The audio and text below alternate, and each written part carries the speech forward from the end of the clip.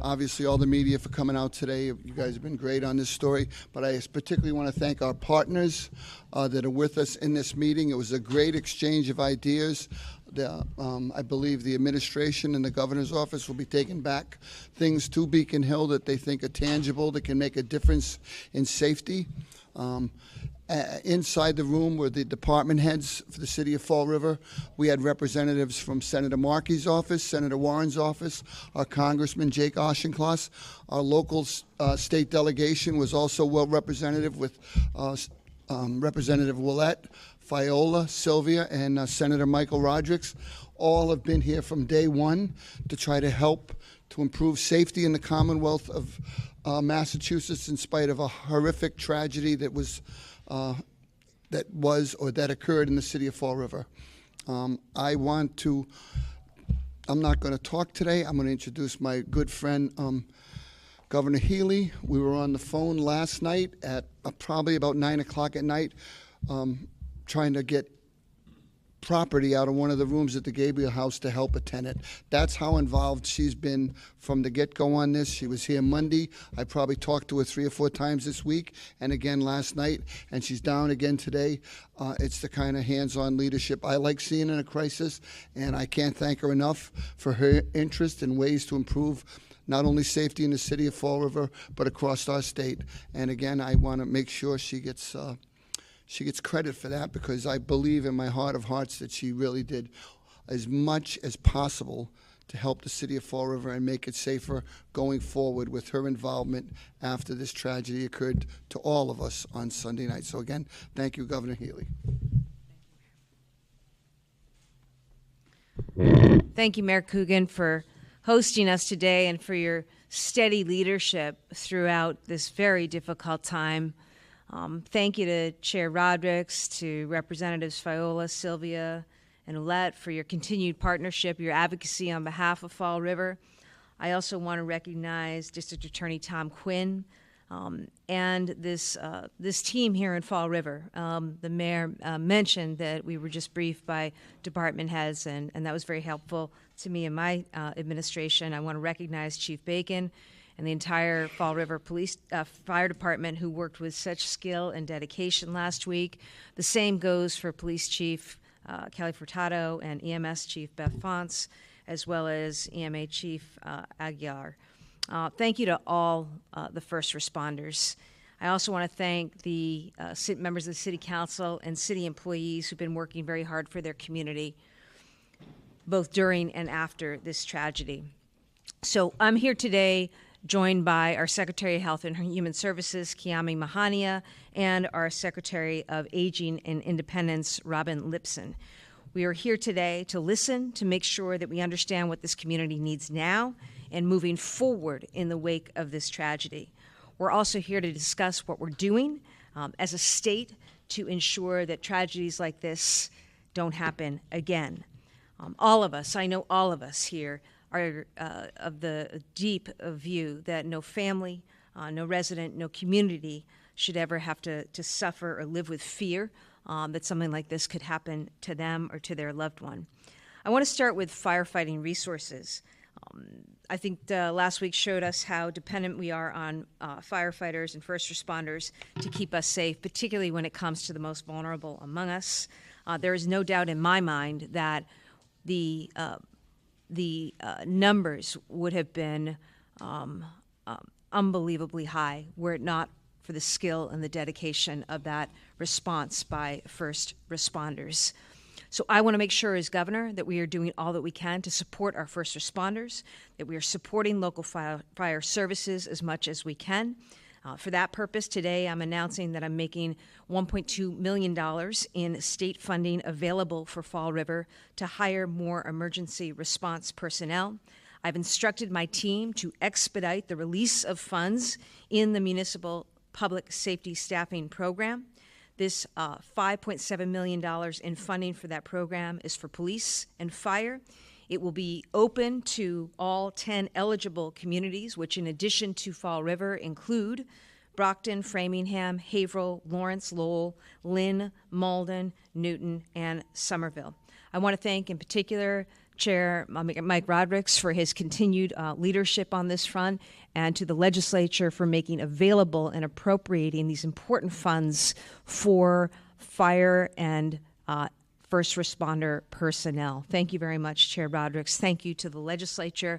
My job as governor is to make sure that money gets out the door and gets out very quickly. We're expediting this in light of the tragedy, again, with significant funding going to Fall River, as well as going to 9 other communities that are eligible by law. I also want to provide an update on what we are doing to ensure safety at all of our assisted living facilities across Massachusetts. Beginning yesterday, we launched a statewide fire and life safety initiative. These are steps to ensure that all 273 assisted living facilities in the state are prepared to prevent fires and protect residents during emergencies. Here are some of the things that we are requiring.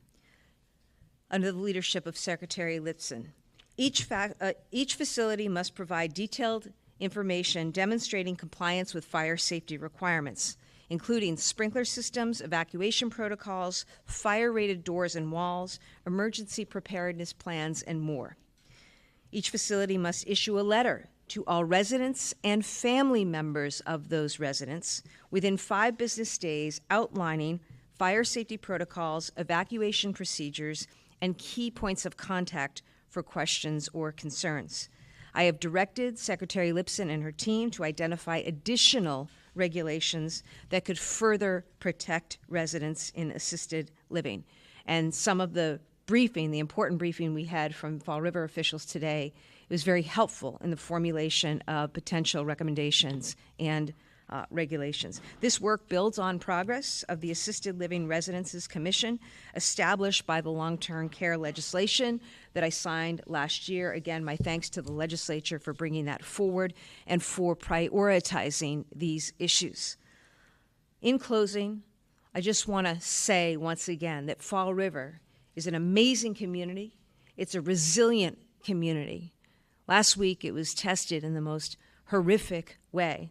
But I saw a city of neighbors who care about one another, who step up for one another, who look after one another. And I saw first responders and public servants do amazing things. And they do that because they care deeply about the people they serve. That is the spirit that I support today, that I applaud today. And I just want you to know, Mayor, that I will continue to be in close contact with you, with your team, and we will continue to support the great community of Fall River and its people. Thank you.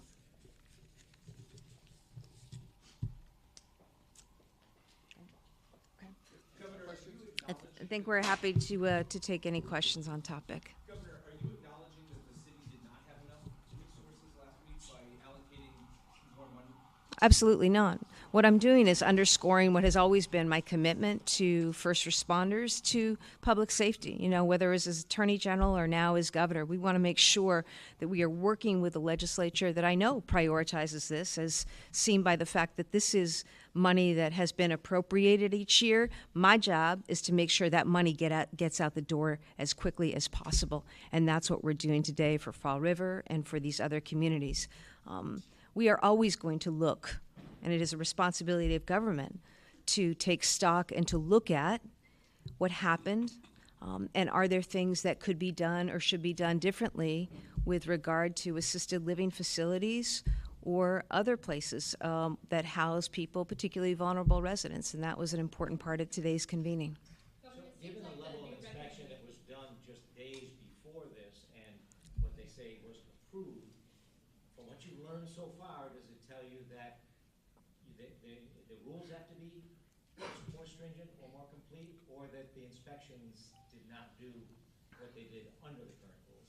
No, I can't draw any conclusions about that. And I welcome anybody else's comments here. I know this matter is under investigation by the state agency, the Department of Fire Services. And I think what's important here is that if there are things that could be done, if there are updates that need to be made, either by regulation or by legislation, you've got a team here that is committed to act. And it's not just a team in Fall River. I think that any elected official is ready to work in partnership with others at the state, local, and federal level to make sure that we're doing all that we can to secure and to ensure the public safety of all of our residents. And, assisted living facilities, I mean, many of you have loved ones that you know in people that you care about in these facilities. They're growing. People are living longer.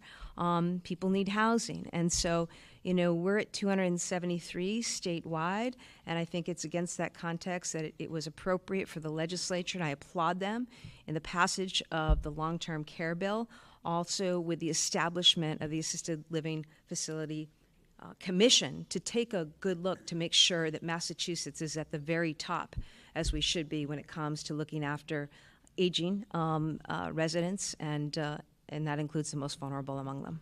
In terms of your recommendations for assisted living facilities, it seems like they're still pretty reliant on self-reporting. So what is going to be the enforcement arm of those recommendations? Will there be any more in-person state inspections of these facilities? And then for Secretary Lipson, really quickly, is there going to be any review of how state inspectors handled Gabriel House specifically in 2023? Well, let me offer this, and I'll invite Secretary Lipson to offer more. We're engaged right now. She is leading this commission alongside others, working with others on this commission, taking in information and making sure I know that what comes forward, what is brought forward, is the very best in terms of recommended next steps. And I can tell you that they are working as expeditiously as possible. They've been meeting over the last several months. In fact, they had a meeting just last Wednesday. And in light of the challenge and the tragedy here, they are going to be continuing to work over the coming weeks to make sure that any recommendations that come from that commission reflect important input and things that may have been learned through this terrible tragedy at Gabriel House. I don't know if you wish to say anything else. I'll just add one quick thing. Thanks, Governor, and thanks for that question. Just to clarify, so at a minimum, our team that certifies these residences do a visit, a very in-depth visit with a full day or two of preparation before an actual site visit. They do that at least every 2 years, but we have the authority to go out unannounced and more frequently than that, and we do. So just know that that's baseline. And then we asked each of the 273 buildings to complete a survey for us and to submit that within the next few weeks to affirm and confirm that they have all the proper fire safety mechanisms in place, that they can document all their recent drills and when they were and how many people attended and so forth. So we'll be taking in that information. We'll make sure we get it from every building. And then we may use that information to go out and to do additional oversight where warranted. And for the 2023 inspection, is there going to be any review of that? I mean, one thing that stuck out to me was there were sanitation issues in the building, bed bugs, and none of that came up in the state report. There are oftentimes findings from these visits. The residences must submit a plan of correction in order to be certified. So we have all that from 23. As complaints come up, as they always do, they are often directed to our ombudsman for assisted living, and then those complaints get reviewed and evaluated. And if a team needs to go back out and do another visit, they do. So thank you.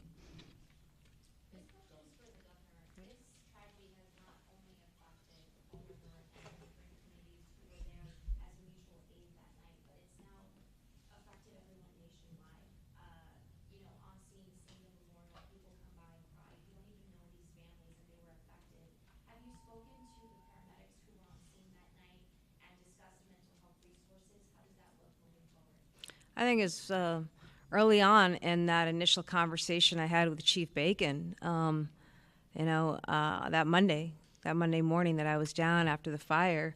I think that was one of the first things we discussed because, that is absolutely the case that first responders and those who are on scene for horrific tragedies like this experience that trauma and need to have their own needs taken care of.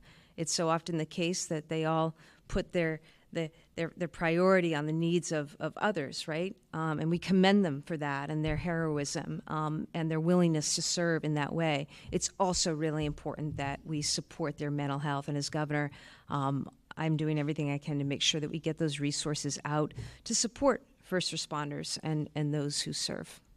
Why does it take a tragedy of this magnitude to sort of take a closer look at these facilities and try and make a change? It didn't. That started before this. As I say, the legislature passed the long-term care facility law last year. The commission's underway. In fact, was ready to come out with some recommendations, and then this happened. So I thought it was very prudent that more time be taken to make sure that anything that could have been learned from this experience, this tragedy, is accounted for.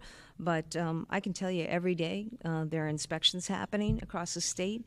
There are drills and fire safety and protocols that are happening, engaged in by local officials and personnel, as well as state officials and personnel.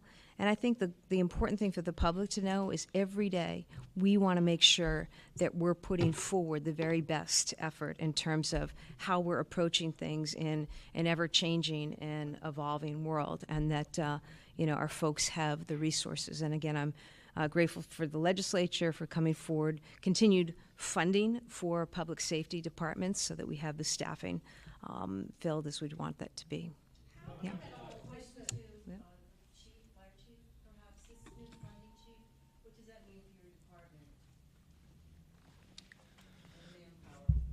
So we've committed, as of last week, to staffing all of our engine companies with 4 firefighters, and that funding is going to help us provide that in the short term through overtime, and to start coming up with a financial model to hire sufficient firefighters to not have that reliance on overtime and staff the department properly. Thanks, everybody. And again, our hearts go out to the family and the friends of those who lost loved ones in this terrible tragedy. I am deeply sorry for your loss. The entire Commonwealth of Massachusetts and all 7 million people, I know, share in that sentiment and that expression of sympathy for those families, and know that as governor I will do everything that I can to work with partners to make sure that we are doing all that we can to ensure public safety across communities. Thank you very much, and thank you to Mayor Coogan and the Great Fall River team. Thank you. Yep. We'll come back. Okay. Thanks, everybody. Well done. Well done. Well done. Well done.